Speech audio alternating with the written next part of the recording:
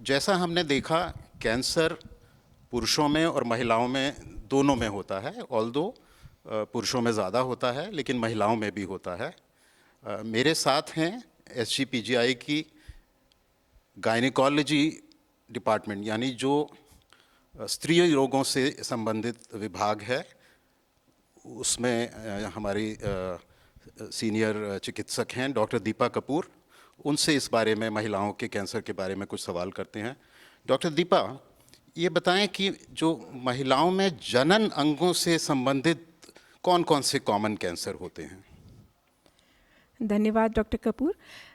जो सबसे कॉमन जनन अंग से संबंधित कैंसर हमें हिंदुस्तान में देखने को मिलते हैं, इनफैक्ट वर्ल्ड वाइड भी मिलते हैं, तो वो कैंसर सर्विक्स है, जो कि जिसको हम ग्रीवा का कैंसर भी कहते हैं या बच्चेदानी के मुख का कैंसर कहते हैं। फिर बच्चेदानी का कैंसर होता है, और एक जो अंडाशय होते हैं उनसे उत्पत्तित जो कैंसर होते हैं। ये तीन हमें मुख्य कैंसर मिलते हैं जो कि हमें लेडीज़ में देखने को मिलते हैं। डॉक्टर दीपा, ये बताएं कि क्या ये कैंसर, सर्विक्स का जो कैंसर है, वो सिर्फ जो निम्न वर्ग की स्त्रियां हैं उन्हीं में होता है? ये कैंसर ऐसा नहीं है कि सिर्फ निम्न वर्ग की स्त्रियों में ही देखा जाता है या निम्न वर्ग के लोगों में। ये कैंसर सब में देखा जाता है। जो सिटीज़ में रहते हैं उनमें भी होता है, और जो गांव में रहती हैं उनमें भी पाया जाता है। ये सब वर्गों में देखा जा सकता है। कभी कभी हमें ऐसी भी लड़कियां जिनकी की शादी नहीं हुई है, उनको भी उसमें भी देखने को मिल जाता है।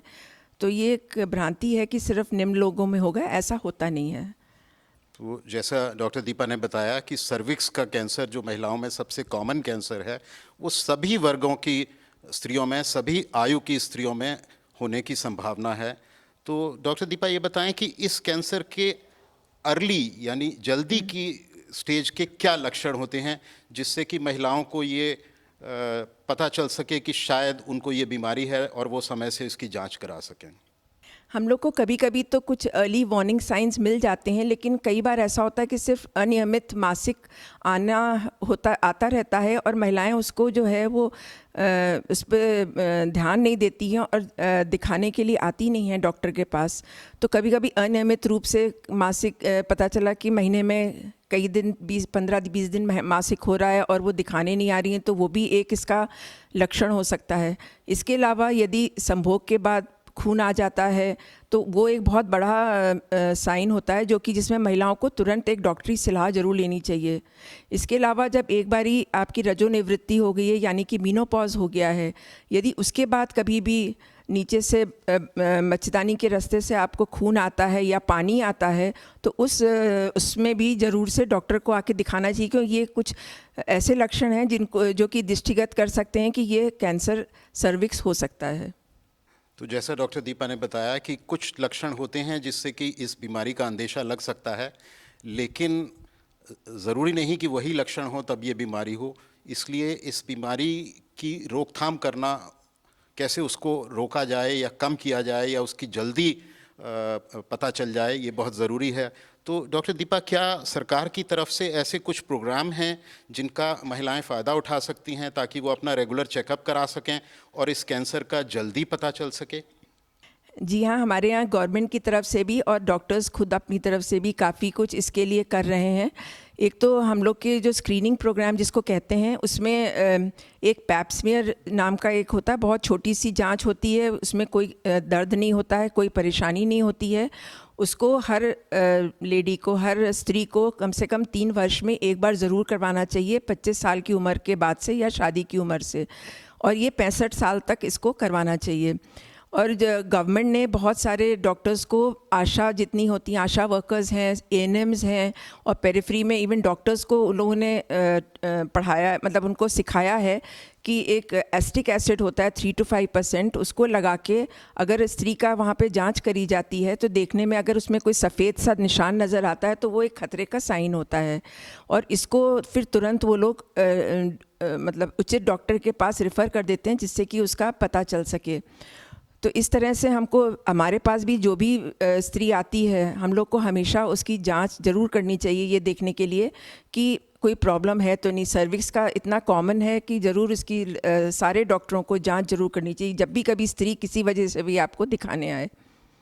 और गवर्नमेंट का भी इसमें बहुत सहयोग है हम लोगों को। वो हर तरह से कोशिश कर रही हैं कि जो गांव-गांव में भी जो भी वर्कर्स हैं उनको इस तरह से हम लोग प्रशिक्षित कर दें कि वो लोग इसको देख सकें। आमतौर से वैक्सीन जो इन्फेक्शियस डिजीज़ेज़ हैं, यानी जो बैक्टीरिया या वायरस से होती हैं, उनको रोकने के लिए इस्तेमाल की जाती है। जैसा कि आजकल भी पूरा विश्व और हम सब लोग कोरोना की वैक्सीन का इंतज़ार कर रहे हैं, लेकिन कुछ कैंसर भी हैं और उनमें से सर्विक्स एक ऐसा कैंसर है जिसके लिए एक वैक्सीन है। तो डॉक्टर दीपा, इस वैक्सीन के बारे में बताएं कि महिलाओं को कब ये वैक्सीन लगानी चाहिए और वो कैसे लगाई जाती है। हिंदुस्तान में मूलतः 2 प्रकार की वैक्सीन अवेलेबल हैं कैंसर सर्विक्स के लिए। एक है बाईवैलेंट वैक्सीन जिसको कि सर्वेरिक्स के नाम से है, और एक क्वाड्रीवैलेंट है जो कि गार्डेसिल के नाम से है। 2 वैक्सीन हैं और इससे हम लोगों को देखा गया है कि इससे काफ़ी हम लोग इसको बचाव कर सकते हैं कैंसर का। तो ये बचपन में बच्चों को 9 वर्ष की उम्र से और 45 वर्ष तक की उम्र के की स्त्रियों के लिए हमारे हिंदुस्तान में इसको मान्यता दी गई है। तो जो 9 वर्ष से और 14 वर्ष तक की लड़कियां होती हैं उनको 2 डोज दी जाती है, एक 0 डोज और एक 6 मंथ्स पे डोज 6 महीने पे दी जाती है।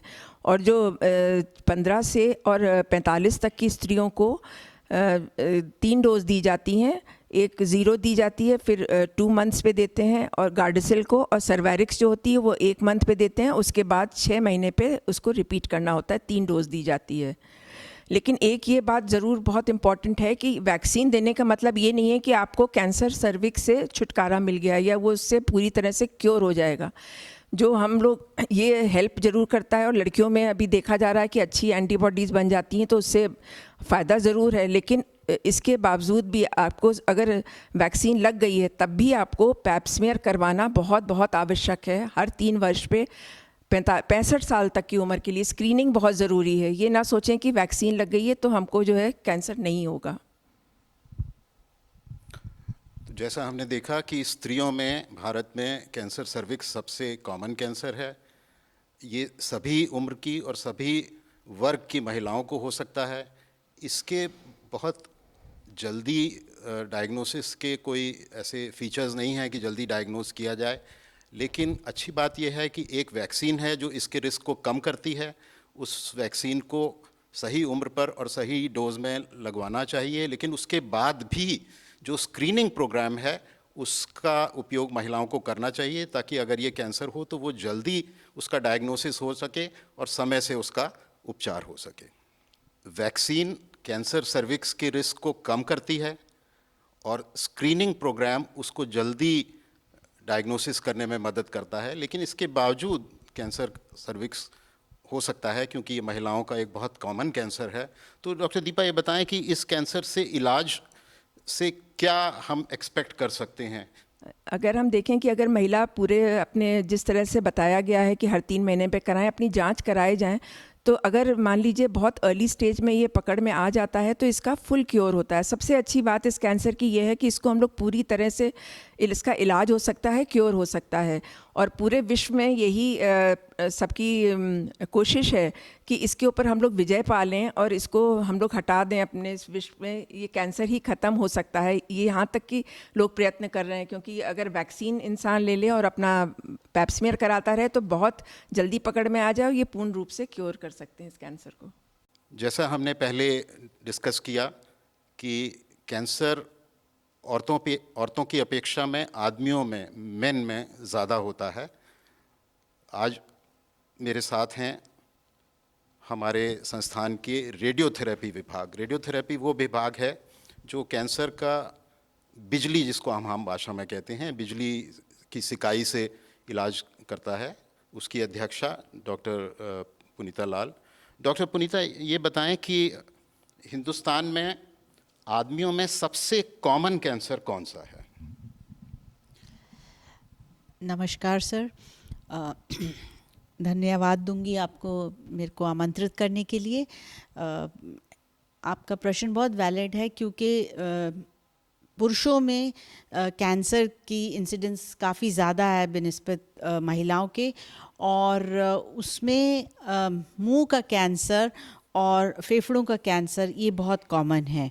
मुंह का कैंसर पर्टिकुलरली हमारे कंट्री में सबसे ज़्यादा है, क्योंकि जिस तरह की आदतों के शिकार होते हैं व्यक्ति, उसके कारण मुंह का कैंसर सबसे ज़्यादा कॉमन है। तो डॉक्टर पुनीता ये बताएं कि जो आदमियों में ये ओरल कैविटी यानी मुंह का कैंसर इतना कॉमन है, आपने बताया कि सबसे ज़्यादा कॉमन है, तो क्या इसका कोई कारण है? पुरुषों में जो ये मुंह का कैंसर होता है, वो एकमात्र जो सबसे मेन कारण है वो है तम्बाकू का सेवन, और इसके अलावा अल्कोहल यानी शराब का सेवन। मगर तम्बाकू किसी भी रूप में लिया जाता है, चाहे वो सिगरेट है, बीड़ी है, पान मसाला है, गुटखा, जर्दा, खैनी, किसी भी रूप में लिया जाए वो हानिकारक है और मुंह का कैंसर को काफ़ी बढ़ोतरी देता है। इसलिए इसका सेवन जहाँ तक ना किया जाए वो बहुत ज़रूरी है, और इसी कारण से यदि इसका सेवन बंद कर दिया जाए या ना शुरू किया जाए तो मुंह का कैंसर एक तरीके से प्रिवेंटेबल कैंसर कहलाया जा सकता है। मतलब उसको नहीं होगा, ये हम मान के सकते हैं काफ़ी हद तक। सरकार भी अपनी तरफ से प्रयत्न कर रही है और हमारी भी आप सबको ये सलाह होगी कि तम्बाकू किसी भी रूप में प्रयोग ना करें, क्योंकि ये पूर्णतया सिद्ध हो चुका है कि तम्बाकू के प्रयोग से ही जो मुंह का कैंसर है वो हमारे देश में बहुत ज़्यादा होता है। लेकिन इसके बावजूद हम देखते हैं कि तम्बाकू का प्रयोग बहुत से लोग करते हैं। तो डॉक्टर पुनीता ये बताएं कि कैसे किसी व्यक्ति को ये अंदाज़ा होगा या ये डाउट होगा कि शायद उसको मुंह का कैंसर हो सकता है? इसके जल्दी डायग्नोसिस के क्या लक्षण हैं? सर, ये आपने बहुत अहम बात बोली कि सरकार भी जुटी हुई है इस चीज़ को कि किसी भी तरह से तम्बाकू की सेवन कम हो, बंद हो जहाँ तक पॉसिबल हो, और डॉक्टर्स भी बार बार बोलते हैं कि आप इसका सेवन ना करें, मगर यथास्थिति बिल्कुल ही विपरीत होती है। अक्सर हम देखते हैं, स्पेशली अगर हम उत्तर प्रदेश में देखते हैं, तो छोटे छोटे लड़के भी इस आदत के शिकार होते चले जा रहे हैं, और इसीलिए ये कैंसर जल्दी ही आ रहा है। मतलब पहले जैसे कि अगर 55 साल की उम्र में औसत रूप से देखने को मिलता था, तो आज 45 साल की उम्र में देखने को मिल रहा है। तो जब ये आदत शुरू करते हैं, शुरू तो अक्सर थोड़ी सी एक शौकिया तौर पे शुरू की जाती है, मगर फिर उसके बाद वो एक लत सी बन जाती है और वो नॉन स्टॉप हमेशा खाने की या तम्बाकू खाने की या सिगरेट पीने की शिकार हो जाते हैं। जब वो लेने शुरू करते हैं और बार बार लेते रहते हैं, तो उससे जैसे उन्होंने अगर पान मसाला को अपने मुंह के अंदर रख लिया और पड़े रहा, जैसे जैसे वो पड़े रहा तो वो इरिटेट करता रहता है मुंह को, और वहाँ पर कैंसर के लक्षण शुरू होते हैं। तो लक्षण बहुत पहले से पकड़ में आने लगते हैं अगर वो उस पर ध्यान दें। मुंह में जो है दाग बन जाते हैं, दांत एकदम से काले हो जाते हैं, और उसमें तम्बाकू का रंग चढ़ना शुरू हो जाता है, और धीरे धीरे मुंह को जकड़ना शुरू करते हैं। वो स्थिति होती है कि मुंह अक्सर इन व्यक्तियों का कई सालों बाद खुलना कम हो जाता है, और ये एक बहुत इम्पॉर्टेंट लक्षण होता है जिसको यदि वो समय से दिखाएं तो शायद फिर भी कुछ कैंसर प्रिवेंट किए जा सकते हैं। इसी तरह मुंह के अंदर सफ़ेद जर्दी बन जाती है धीरे धीरे करके, और वो भी अगर उनको दिखती है तो वो एक कैंसर से पहले की स्टेज मानी जाती है, और इसमें भी हम कम से कम जल्दी पकड़ सकते हैं या प्रिवेंट कर सकते हैं इस तरह के कैंसर को। तो डॉक्टर पुनीता ये बताएं कि अगर किसी व्यक्ति को मुंह का कैंसर हो गया है तो उसके इलाज की क्या क्या तरीके हैं और उसमें क्या आउटकम हम एक्सपेक्ट कर सकते हैं?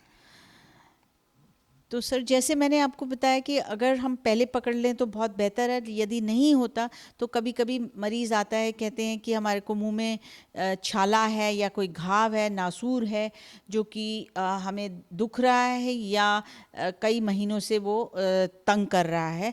तो ऐसे में वो जितनी जल्दी हो सके किसी भी कैंसर विशेषज्ञ के पास जाएं, अपनी जांच कराएं, उसका टुकड़ा जांच या सुई की जांच करा के देखें। अगर उसमें वो पकड़ में आता है तो बिना विलंब करे ऐसे संस्थान में जाएं जहां पर कि सब तरह की सुविधा उपलब्ध है। इस तरह के कैंसर्स में अक्सर हमें सर्जरी, जो शल्य चिकित्सा है, उसकी ज़रूरत पड़ती है, और कभी कभी विकिरण चिकित्सा जिसे बोलते हैं, जैसे रेडियोथेरेपी या आम भाषा में सिकाई या बिजली बोलते हैं वो, और नहीं तो फिर कीमोथेरेपी यानी कि इंजेक्शन, इन सब की ज़रूरत पड़ सकती है। तो सबसे पहले मेन इलाज इसका रहता है कि सर्जरी हो जाए। छोटी बीमारी है, केवल सर्जरी हो जाए तो उसके अलावा शायद और कुछ करने की ज़रूरत ना पड़े। बड़ी अगर बीमारी होती है तो हमें विकिरण चिकित्सा, रेडियोथेरेपी का सहारा भी लेना पड़ सकता है और कीमोथेरेपी का सहारा भी लेना पड़ सकता है। अगर बहुत छोटी बीमारी है तो हमारे पास ऐसे भी यंत्र होते हैं जिसमें कि अंदर थोड़ी देर के लिए सिकाई दी जाती है और उसको निकाल के फिर भी ठीक किया जा सकता है। तो इलाज कई हैं, संभव है, लेकिन पूर्ण इलाज कराना बहुत महत्वपूर्ण है। जैसा हम पहले डिस्कस कर चुके हैं कि कैंसर ज़्यादातर बड़ी उम्र के लोगों में होता है, लेकिन ऐसा नहीं कि बच्चों में या जो यंग लोग हैं, युवा हैं, उनमें नहीं होता। तो मेरे साथ हैं डॉक्टर सोनिया नित्यानंद, जो हमारे संस्थान में हीमेटोलॉजी विभाग, हीमेटोलॉजी वो विभाग होता है जो खून से संबंधित बीमारियों का, तरह तरह की जो खून से संबंधित बीमारियां हैं उनका इलाज करता है। तो डॉक्टर सोनिया, ये बताएं कि बच्चों में और जो युवा हैं, कम उम्र के लोग हैं, उनमें कॉमन कैंसर क्या है? बच्चों में सबसे कॉमन कैंसर है ब्लड कैंसर, जिसे अक्यूट लिम्फोब्लास्टिक ल्यूकीमिया या ALL कहते हैं। जितने भी बच्चों में ब्लड कैंसर्स होते हैं, लगभग 34% ALL होता है। और इसके अलावा बच्चों में ब्रेन के या न्यूरोलॉजिकल सिस्टम के भी कैंसर्स कॉमन होते हैं। और इसके बाद एक और किस्म का ब्लड कैंसर होता है जिसे लिम्फोमा कहते हैं। वो भी लगभग 11% ब्लड जो कैंसर्स होते हैं बच्चों में, उनमें ये पाया जाता है। कोई भी माँ बाप ये नहीं चाहते या सोच सकते हैं कि हमारे बच्चे को कैंसर है, लेकिन जैसा हमने कहा बच्चों में भी कभी कभी कैंसर हो जाता है। तो डॉक्टर सोनिया, ये बताएं कि जो बच्चों के माता पिता हैं उनको कैसे ये अंदेशा हो या उनको ये भनक लगे कि हमारे बच्चे को कैंसर हो सकता है, ताकि वो समय से अपने बच्चे की जांच करा सकें? जी, तो इसके जो लक्षण होते हैं वो इस प्रकार के होते हैं। चूँकि ये कैंसर ब्लड का है, तो ब्लड कहाँ बनता है? अस्थि मज्जा में, यानी कि बोन मैरो में।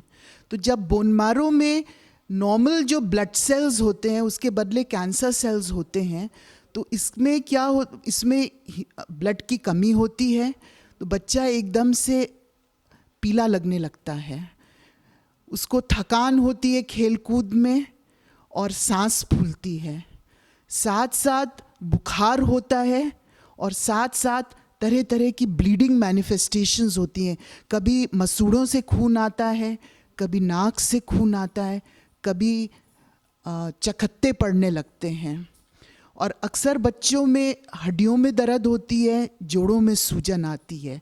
तो एक लक्षण से नहीं, ये जब एक साथ लक्षण होते हैं तो आदमी को इस तरफ जरूर सोचना चाहिए। मन नहीं मानता है कि मेरे बच्चे को ब्लड कैंसर है, पर ये चीज़ें सोचते हुए एक बारी किसी डॉक्टर को दिखा के ब्लड की जांच जरूर करा लेनी चाहिए।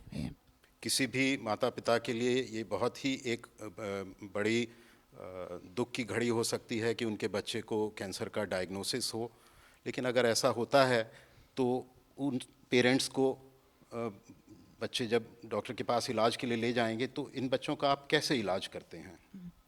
सबसे पहले तो ये जानना बहुत ज़रूरी है कि ये कैंसर में बहुत हाई क्योर रेट्स हैं। ये एक ऐसा कैंसर है जो दवा से जड़ से उखड़ सकता है। तो पहली चीज़, एकदम निराशा नहीं पकड़नी चाहिए, एक उम्मीद रखना चाहिए पेरेंट्स को कि अगर हम ठीक तरीके से इसका इलाज कराएंगे तो लगभग 80% चांस है कि केवल दवा से ही मेरा बच्चा क्योर हो जाएगा। इसमें ये एक ऐसा कैंसर है जिसमें आपको कीमोथेरेपी देनी पड़ती है और कीमोथेरेपी से ही क्योर हो जाने की संभावना होती है। और इसमें जो कीमोथेरेपी है वो लंबी चलती है, लगभग 2.5 से 3 साल चलती है। और पहले बहुत इंटेंसिव होती है कीमोथेरेपी, तेज़ दवाएं दी जाती है पहले 3 महीने के लिए, और जैसे जैसे समय बढ़ता है तो कीमोथेरेपी हल्की हो जाती है और अंत में लगभग 2 साल, 1.5 से 2 साल का इसमें हल्की कीमोथेरेपी का मेंटेनेंस होता है। पूरी कीमोथेरेपी करानी ज़रूरी है क्योंकि ये ऐसा कैंसर है, जैसे मैंने बताया है, कि कैंसर की दवाओं से जड़ से उखड़ सकता है। तो जैसा डॉक्टर सोनिया ने बताया कि ज़्यादातर ब्लड कैंसर्स जो बच्चों या युवा लोगों में होते हैं उनका इलाज मेनली कीमोथेरेपी के ज़रिए किया जाता है। डॉक्टर सोनिया, एक और शब्द हमारे दर्शक शायद अखबार में या मीडिया में पढ़ते होंगे, बोन मैरो ट्रांसप्लांट। तो बोन मैरो ट्रांसप्लांट क्या है और इसका ब्लड कैंसर में क्या रोल है? बोन मैरो ट्रांसप्लांट यानी कि अस्थि मज्जा प्रत्यारोपण एक इलाज है जो क्यूरेटिव होता है ब्लड कैंसर्स के लिए। जैसे मैं पहले ही बता चुकी हूँ कि बच्चों का ब्लड कैंसर यानी ALL कीमोथेरेपी से, कैंसर की दवाओं से ही क्यूरेटिव है। पर कुछ मरीज़ जिनमें ALL वाले, जिनमें बीमारी वापस आती है, या और टाइप के ब्लड कैंसर्स जैसे अक्यूट माइलॉइड ल्यूकीमिया में बोन मैरो ट्रांसप्लांट की ज़रूरत पड़ती है। इस इलाज में मोटा मोटा ये होता है कि हम मरीज़ का अपना बोन मैरो ख़त्म कर देते हैं तेज़ दवाएं देके, और उसके बाद हम उसको बाहर से बोन मैरो देते हैं जो वापस पूरा ब्लड बनाता है शरीर में। पर इसमें एक बहुत ही महत्वपूर्ण डेवलपमेंट हुआ है कि अब हमें डोनर से, जिससे हम बोन मैरो लेते हैं, अब बोन मैरो लेने की हड्डी में जाके बोन मैरो निकालने की ज़रूरत नहीं पड़ती है। हम उसको 5 दिन इंजेक्शन देते हैं, जिससे बोन मैरो में जो मदर सेल्स होते हैं, स्टेम सेल्स, वो ब्लड में आ जाते हैं, डोनर के ब्लड में, और हम ब्लड से उन स्टेम सेल्स को इकट्ठा कर लेते हैं और फिर वापस जो पीड़ित मरीज़ है, ब्लड कैंसर का मरीज़ है, उसको भी हम ब्लड के दौरान वापस दे देते हैं।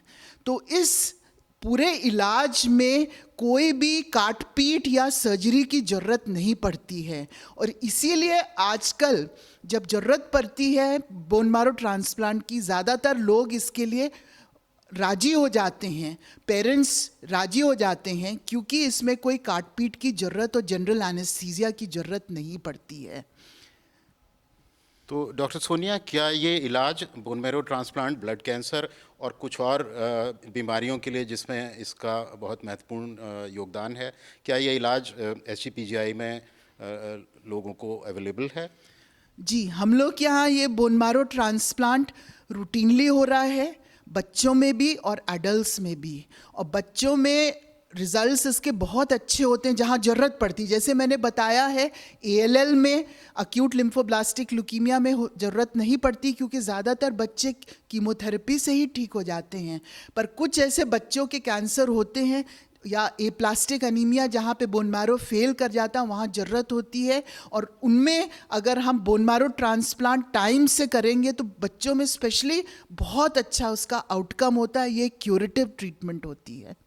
तो डॉक्टर सोनिया ने बताया कि चिकित्सा विज्ञान ने बहुत सी इस तरह की खोज करी हैं, बहुत से इस तरह के एडवांसमेंट्स हुए हैं, जिससे कैंसर जैसी ख़तरनाक बीमारी को भी इलाज करने में हम काफ़ी हद तक सफल हो रहे हैं। लेकिन साथ ही साथ ये भी ज़रूरी है, जैसा हमारे विशेषज्ञ बार बार आपको बता रहे हैं, कि आप कैंसर के जो जल्दी के लक्षण हैं उनको ध्यान में रखें। अगर ऐसा लक्षण हो तो अपनी डॉक्टरी जांच कराएं, ताकि ये बीमारी जल्दी पता चल सके और उसका समय से और पूरा उपचार हो सके, जिससे कि क्योर यानी बिल्कुल ठीक होने की संभावना बढ़ जाए।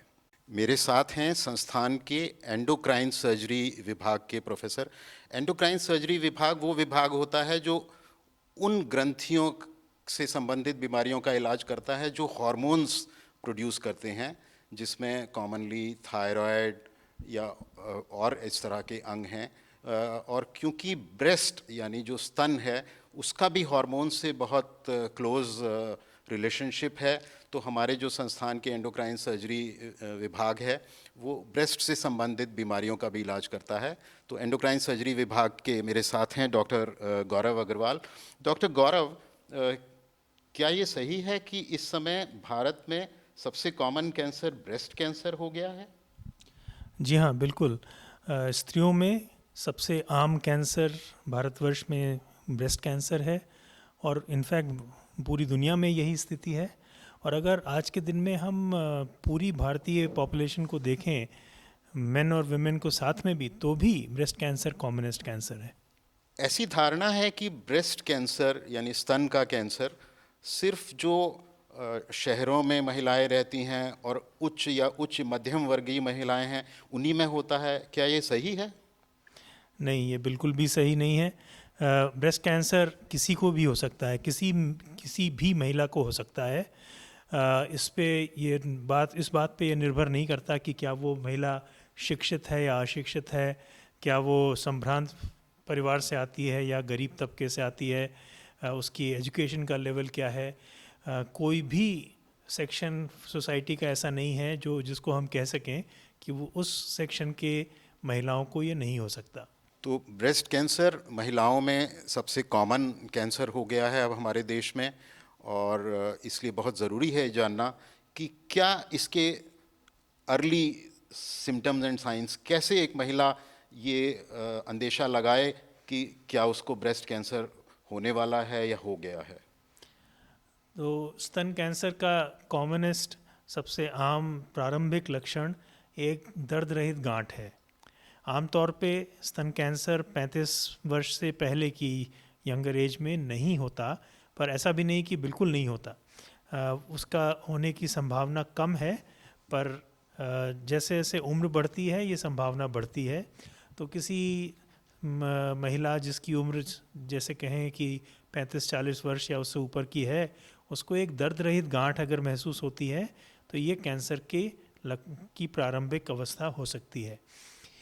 स्तन में गांठ के अलावा कांख में, बगल में यानी आर्मपिट में कोई गांठ बनती है, साथ में अगर उसके स्तन में भी गांठ है, स्तन के सतह पे, त्वचा पे कोई खुरदरापन, लाली, डिस्कलरेशन, ये अगर दिखता है तो ये कैंसर का लक्षण हो सकता है। निपल के शेप में कोई अचानक कोई परिवर्तन आना, यानी कि निपल का अंदर की तरफ धंसना या उसका एक तरफ को खिंच जाना, या ऐसा भी हो सकता है कभी कभी कि निपल पे अल्सर बन जाए जो ठीक ना हो रहा हो। ये भी सभी कैंसर के प्रारंभिक लक्षण हो सकते हैं।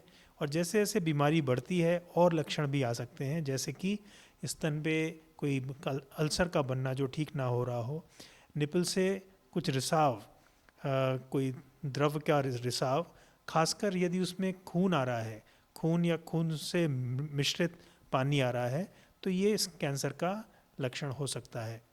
और अगर इस लेवल पे, इस स्टेज पे भी अगर कैंसर की डायग्नोसिस ना हो पाए और उसका ट्रीटमेंट ना शुरू हो जाए तो कैंसर फैल के शरीर के अन्य अंगों को भी ग्रसित कर सकता है। और खांसी के साथ बलगम में खून, फेफड़ों में बीमारी के फैलने की वजह से हो सकता है। अगर हड्डियों में फैलाव हो, हड्डियों में दर्द, ये हो सकता है। अगर फैलाव लिवर में, जिगर में हो तो पीलिया हो सकता है, या भूख लगना कम हो जाता है, वज़न कम हो सकता है। ये सारे लक्षण हैं, लेकिन ये एडवांस स्टेज के कैंसर के लक्षण हैं। अगर किसी परिवार में किसी महिला को ब्रेस्ट कैंसर हुआ है तो क्या उसके जो संबंधी महिलाएं हैं उनको इस कैंसर का रिस्क ज़्यादा हो जाता है? जी बिल्कुल। स्तन कैंसर एक आनुवांशिक कैंसर है, काफ़ी हद तक हम लोग को इसकी जानकारी है। ऐसी महिलाएं जिनके परिवार में किसी अन्य महिला को और सदस्यों को किसी भी प्रकार का कैंसर हुआ है, और ख़ासकर यदि स्तन या ओवरीज इनका कैंसर हुआ है, तो उस महिला को बाकी महिलाओं के मुकाबले ये आशंका ज़्यादा रहती है कि उसको कैंसर होगा। यदि किसी परिवार में 2 से ज़्यादा महिला, 3 या उससे ज़्यादा महिलाओं को, और जो ब्लड रिलेटिव्स हैं, यानी कि किसी एक महिला की नानी, दादी, मौसी, बुआ या बहन, बेटी, ये जो फर्स्ट डिग्री ब्लड रिलेटिव्स हैं, इनमें स्तन कैंसर हुआ हो, तो ये एक डेफिनेट एक रिस्क फैक्टर है, जिसकी वजह से हम जानते हैं कि आनुवांशिक ब्रेस्ट कैंसर होने की आशंका इस परिवार में कहीं ज़्यादा है।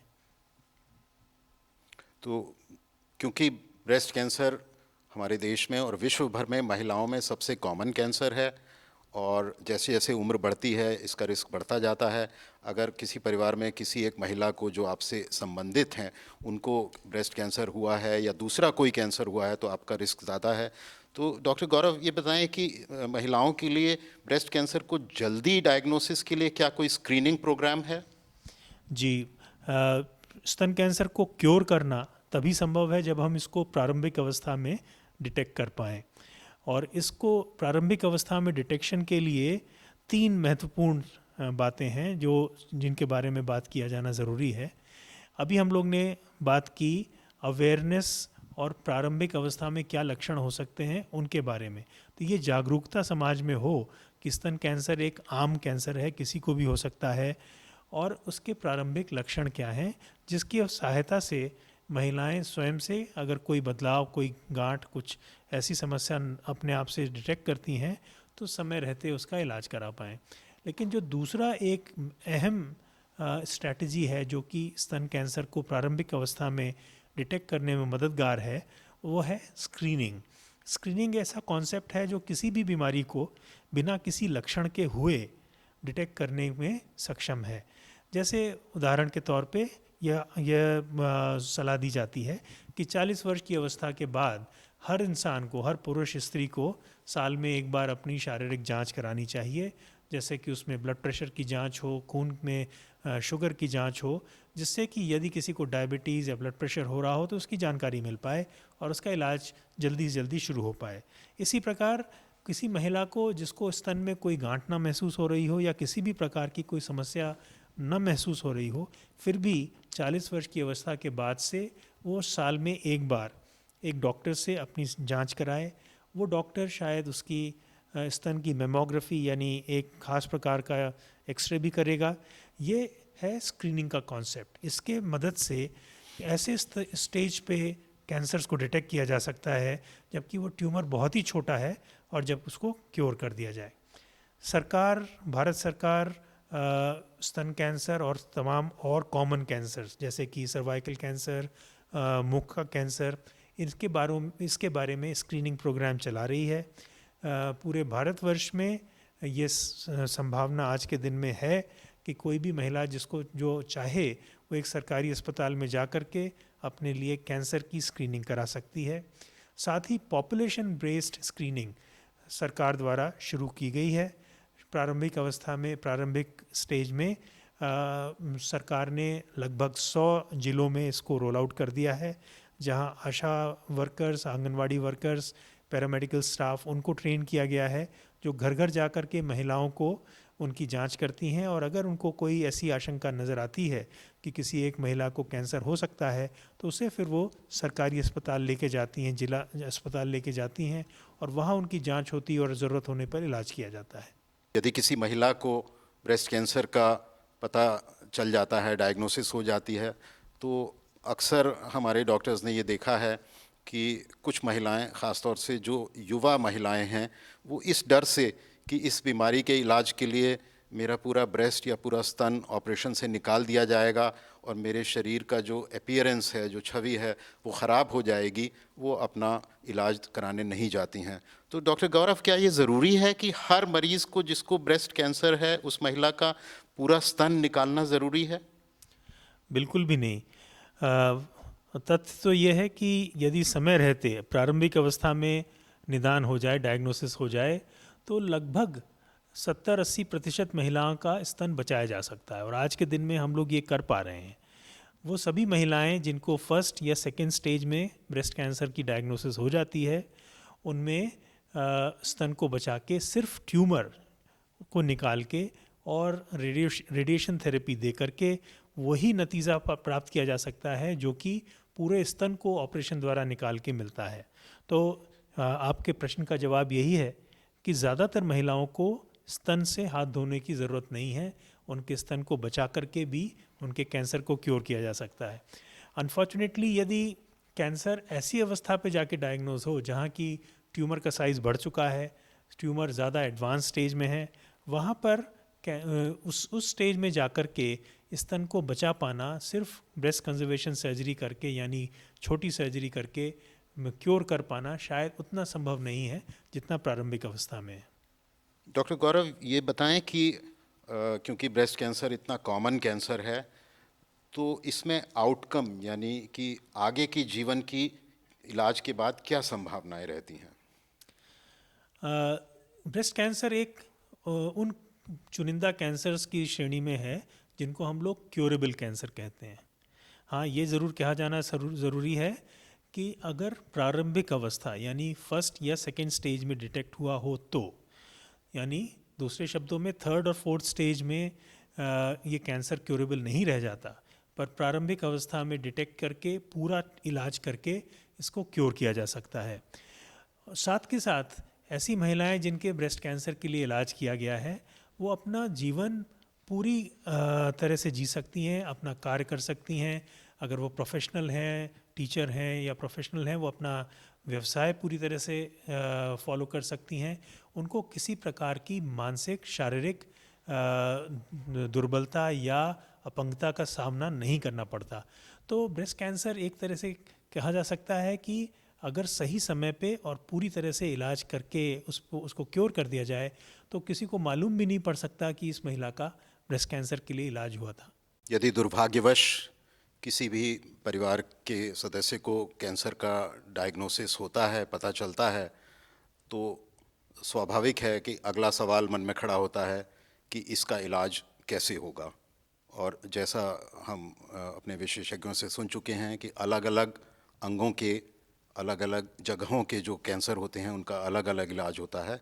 मेरे साथ हैं संस्थान के रेडियोथेरेपी विभाग, जो बिजली या सिकाई जिसको हम आम भाषा में कहते हैं, उससे कैंसर के मरीज़ों का इलाज करते हैं, उस विभाग के professor doctor Neeraj Rastogi. Doctor Neeraj Rastogi, ज़्यादातर आम लोग ये जानते हैं कि अगर कैंसर हुआ है तो ज़्यादातर कैंसर्स में ऑपरेशन की ज़रूरत पड़ती है और ये सही भी है, लेकिन सर्जरी के अलावा कैंसर के और क्या उपचार हैं?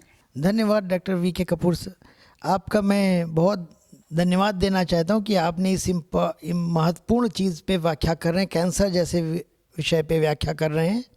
क्योंकि कैंसर का इलाज सर्जरी तो है ही है, सर्जरी के साथ इसका और इलाज रेडियोथेरेपी दी जाती है जो सिकाई कहते हैं, जिसके बारे में पहले भी बता चुके हैं, और साथ में कीमोथेरेपी होती है। कीमोथेरेपी के अलावा एक और है इम्यूनोथेरेपी होती है। ये चीज़ें, चार चीज़ें मिला के कैंसर का पूर्ण इलाज होता है। डॉक्टर रस्तोगी, बताएं कि क्या हर कैंसर में सर्जरी की ज़रूरत होती है या कुछ कैंसर ऐसे भी हैं कि जो बिना सर्जरी के कीमोथेरेपी, रेडियोथेरेपी या और जो आपने इलाज बताए उनसे ही पूरा उस कैंसर का इलाज हो सकता है? सही में ऐसा है। कुछ कैंसर्स ऐसे हैं जैसे कि औरतों में जो सेकंड कॉमनेस्ट कैंसर है, बच्चेदानी का कैंसर, उसमें ऐसा होता है अगर आप या तो केवल रेडियोथेरेपी से ठीक कर सकते हैं या उसको केवल सर्जरी से ठीक कर सकते हैं। और कुछ होते हैं, पेट के कुछ कैंसर होते हैं जिसमें अगर शुरू की स्टेज में होते हैं तो केवल सर्जरी से उसका इलाज किया जा सकता है। और कुछ ऐसे कैंसर होते हैं जैसे कि ओवरी का कैंसर, वो ऐसा कैंसर है वो सर्जरी के बाद केवल कीमोथेरेपी से ठीक किया जाता है, उसमें रेडियोथेरेपी की ज़रूरत नहीं पड़ती है। कैंसर ही अपने आप में ही एक ऐसी बीमारी है जो भय, डर और आशंका मन में ला देती है, और फिर उसके इलाज के बारे में सोचना, बहुत से लोग सोचते हैं कि अगर हम बिजली लगवाएंगे या कीमोथेरेपी लेंगे तो उससे बहुत नुकसान होगा, और इस डर से वो अपना इलाज पूरा नहीं कराते हैं। तो क्या ये सही है? क्या ये डर सही हैं? इस बारे में कीमोथेरेपी और रेडियोथेरेपी के जो प्रॉब्लम्स हैं उसके बारे में हमारे दर्शकों को बताएं। देखिए, कुछ तो दिक्कतें होती हैं, लेकिन वो दिक्कतें फ़ायदे के हिसाब से बहुत कम हैं। जैसे अगर किसी को रेडियोथेरेपी दी गई है तो जिस हिस्से में रेडियोथेरेपी दी गई है उस हिस्से में बाल चले जाते हैं, उस हिस्से की स्किन हल्की सी काली पड़ सकती है। और जैसे कीमोथेरेपी दी गई, कीमोथेरेपी से दूसरे साइड इफ़ेक्ट होते हैं, जैसे कि उसको उल्टी आना, बालों का गिर जाना, दस्त को होना। लेकिन इन सब चीज़ों के लिए बहुत सी दवाइयाँ हैं जिससे कि उनको रोका जा सकता है। और रेडियोथेरेपी की नई नई टेक्नोलॉजी आ गई है, नई नई मशीनें आ गई हैं, जिससे कि साइड इफ़ेक्ट या उसके जो अदर सिम्टम्स लक्षण कम से कम हो जाते हैं। तो जैसा डॉक्टर रस्तोगी ने बताया कि रेडियोथेरेपी और कीमोथेरेपी कैंसर के उपचार में एक बहुत इम्पॉर्टेंट कंपोनेंट्स हैं, सर्जरी के साथ या बिना सर्जरी के भी। उनसे कुछ परेशानियां हो सकती हैं, लेकिन उनसे घबराना नहीं चाहिए, क्योंकि वो परेशानियां जितना इनसे फ़ायदा होगा कैंसर को ठीक करने में या उसको आगे बढ़ने से रोकने में या दोबारा होने से रोकने में, वो इन परेशानियों के मुकाबले में बहुत ज़्यादा है। इसलिए यदि आपको सर्जरी के पहले या बाद में कीमोथेरेपी या रेडियोथेरेपी की सलाह दी गई है तो उनकी राय है कि उसको आप पूरा करें, ताकि पूरे उपचार का अधिकतम फ़ायदा आपको या आपके मरीज़ को मिल सके।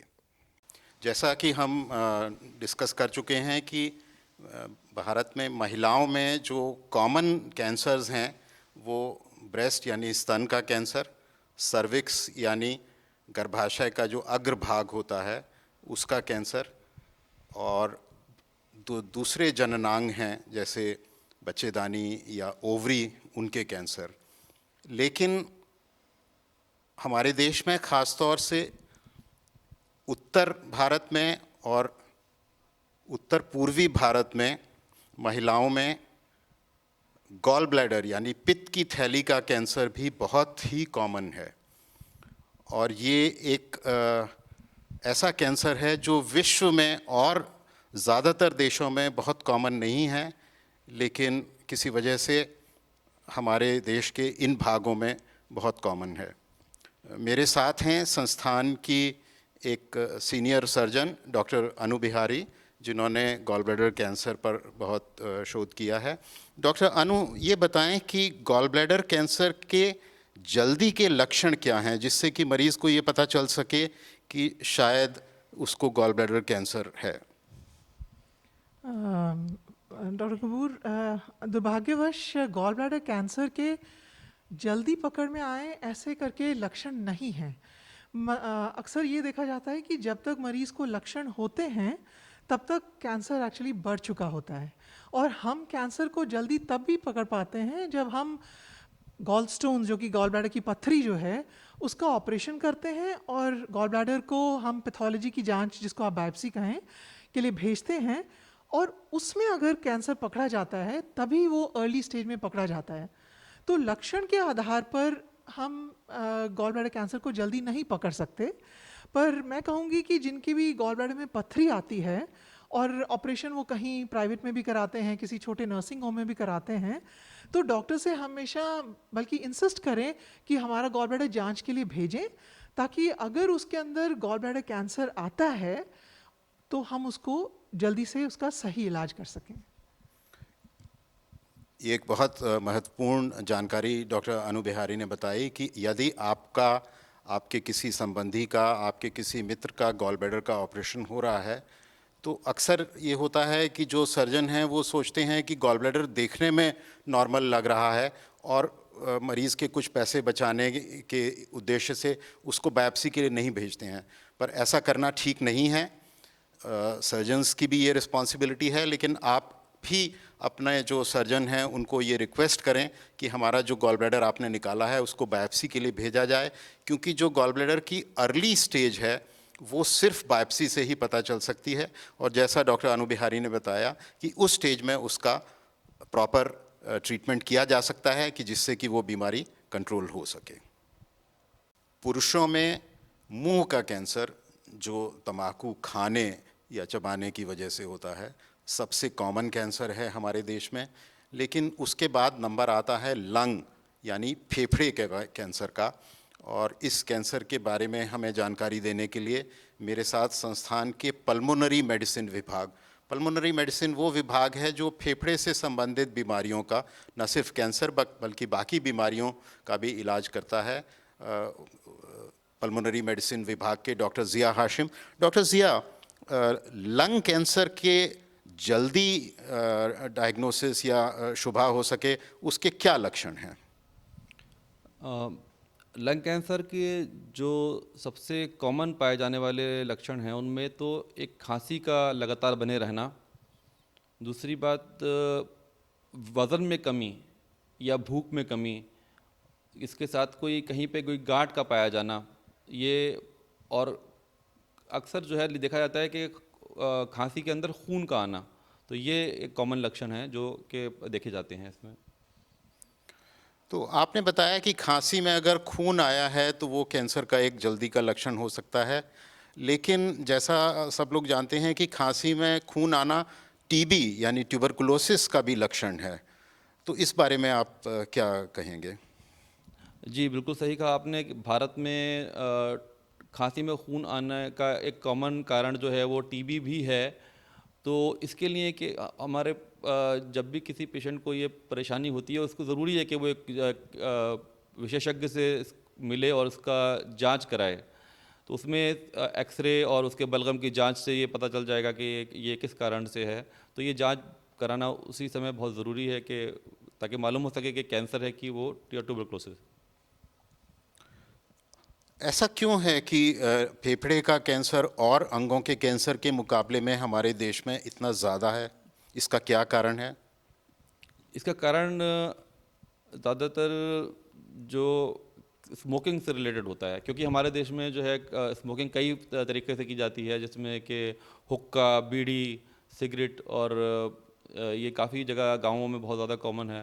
तो इसके कारण जो है वो कैंसर ज़्यादा पाया जाता है, क्योंकि कैंसर जो है काफ़ी रिलेटेड है इस चीज़ से, स्मोकिंग से। और दूसरा कारण जो है वो पॉल्यूशन भी जो है, पॉल्यूशन का बढ़ता हुआ स्तर जो है वो भी एक इम्पोर्टेंट का कारण है इसका।